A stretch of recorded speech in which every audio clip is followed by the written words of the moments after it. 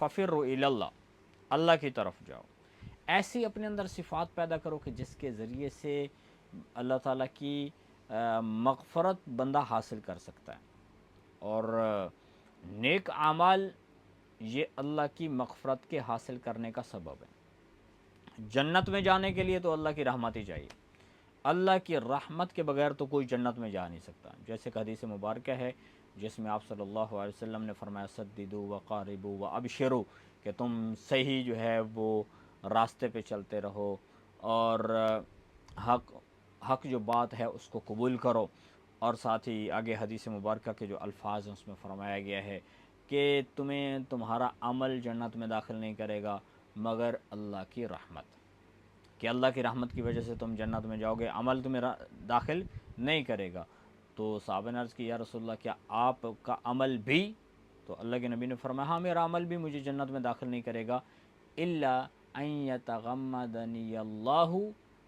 اللہ کی ذات جو ہے وہ اپنی رحمت سے، ہاں برحمتہ ہی، اللہ اپنی رحمت کے ساتھ مجھے ڈھانپ لیں، تو اللہ تعالیٰ اپنی رحمت سے مجھے جنت میں پہنچا دیں گے۔ تو مطلب یہ ہے کہ انسانیت نے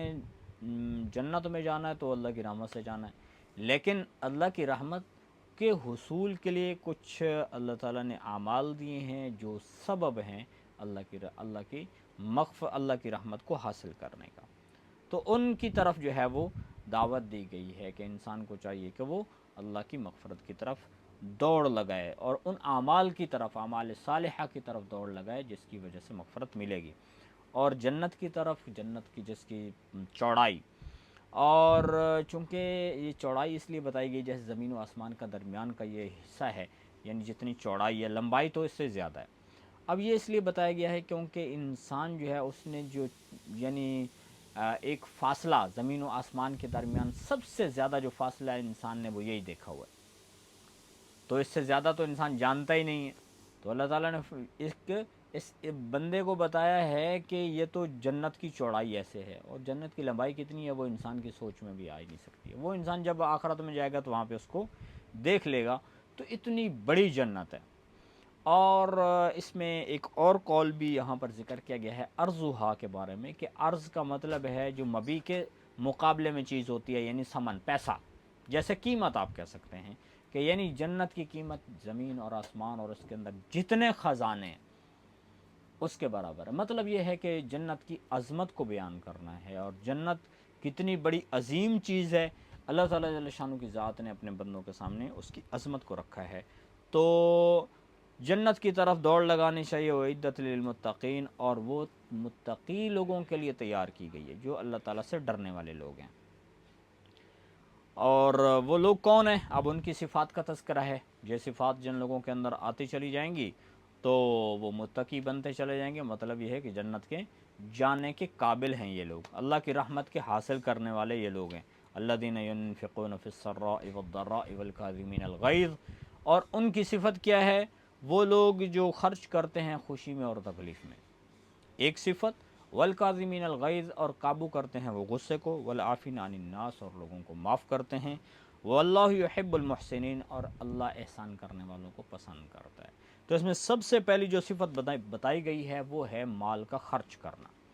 کہ ایک بندہ اس کے پاس بہت پیسہ ہے وہ خرچ کر رہا ہے، ایک بندہ تنگ دست ہے پھر بھی وہ خرچ کر رہا ہے، یعنی دونوں حالت میں وہ خرچ کرتا ہے، خوشی میں بھی غمی میں بھی، وہ اللہ کی ذات کو بھولتا نہیں ہے۔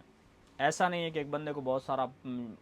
کاروبار میں منافع ہوا، بڑے پیسے اس کی جیب میں آ گئے، اور یہ خوشی سے اس قدر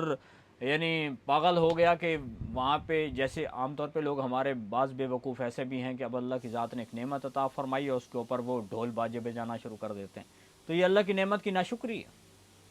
تو ایک بندہ کہ اس کو اللہ کی ذات نے نعمت عطا فرمائی ہے، اللہ نے اس کو بیٹا عطا فرمایا، تو اس کے اوپر اس کو چاہیے تھا کہ وہ کیا کرے،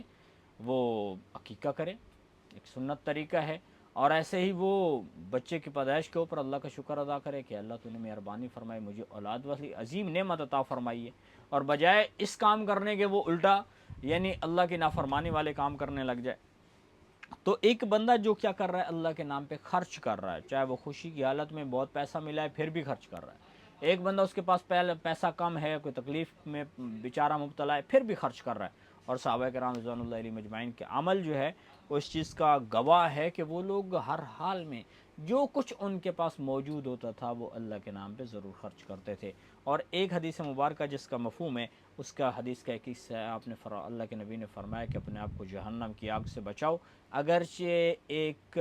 کھجور کی گٹھلی بھی خرچ کر کے، یعنی ایک بندے کے پاس اور کچھ بھی نہیں، تھوڑا سا کوئی چیز موجود ہے، اس کو بھی اللہ کے نام پہ خرچ کر کے اپنے آپ کو جہنم سے یہ بندہ بچا لے۔ اور ایک تو ہوا اللہ کے نام پہ خرچ کرنا، یہ پہلی صفت ہے ان لوگوں کی۔ اور دوسری صفت والکاظمین الغیظ، غصے کے اوپر کنٹرول کرنا۔ عام طور پہ ایسے ہی ہوتا ہے، جیسے فرمایا کہ جب غصہ آتا ہے بندے کو تو اس کا عقل